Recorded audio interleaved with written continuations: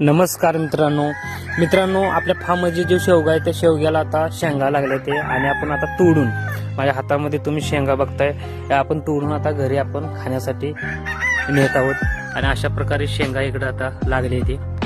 या ठिकाणी लहान शेंगा आता चालू झाले ते। तर मित्रांनो शेवग्याच्या कुक्कुटपालनामध्ये खूप असे महत्त्व आहे। त्यांना शेवग्याच्या पाल्यापासून खाद्य भेटत असते, नॅचरल पद्धतीने त्यांना कॅल्शियमही भेटत असते आणि त्यांना सावली ठिकाणी भेटत असते आणि आपल्याला उत्पन्नही चांगल्या प्रकारे शेवगा असा देत असतो। आपण आपल्या फार्ममध्ये जे शेवगा आहे त्यांना कोणत्याही प्रकारचं आपण रासायनिक फवारणी असेल,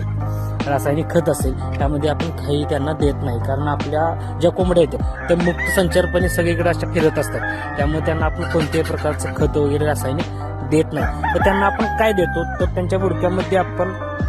शेवगा कट केल्यानंतर त्यांना आपण शेणखत टाकत असतो आणि फक्त त्यांना पाणी वेळच्या वेळी आपण त्यांना देत असतो